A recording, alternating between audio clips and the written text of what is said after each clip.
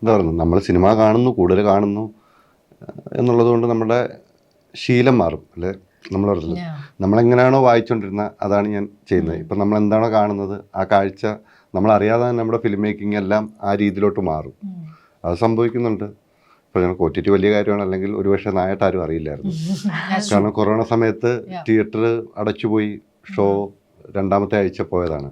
ഞങ്ങളെല്ലാം വല്ലാതിരിക്കുന്ന സമയത്താണ്, ഞങ്ങൾക്കറിയില്ല എവിടെ നിന്നൊക്കെയാണോ കോൾ വരുന്നതെന്ന്. സോ വെളിയിൽ നിന്നെല്ലാം ആൾക്കാർ വിളിക്കാൻ തുടങ്ങി. മാർട്ടിൻ ചേട്ടൻ ഞാനൊക്കെ എത്തുമ്പം OTT വലിയൊരു കാര്യമാണ്.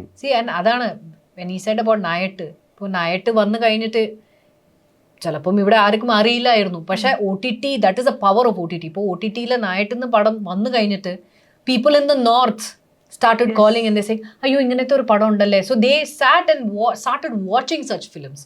ഇപ്പോൾ ചിലപ്പം they might have not known, ഇപ്പോൾ തിയേറ്ററിക്കൽ റിലീസ് ആണെങ്കിലും they might have not known that ഇങ്ങനെ ഒരു പടമുണ്ട്, ഇങ്ങനത്തെ ഒരു സ്റ്റോറി ഉണ്ടെന്ന് അവർക്ക് അറിയില്ലായിരുന്നു. പക്ഷേ OTTയുടെ പവർ ദേ ഓൾ സോ. ഇപ്പോഴും I just met some directors a few days back ബോംബെയിൽ. എല്ലാവരും മലയാളം പടത്തിൻ്റെ കുറിച്ചാണ് അവർ സംസാരിക്കുന്നത്. Saying the power of Malayalam, so good, അവരുടെ സ്റ്റോറീസ് നല്ലതാണ്, ഇത് നല്ലതാണ്, പ്രേമലു ആണെങ്കിലും ആവേശമാണെങ്കിലും everybody is talking about it.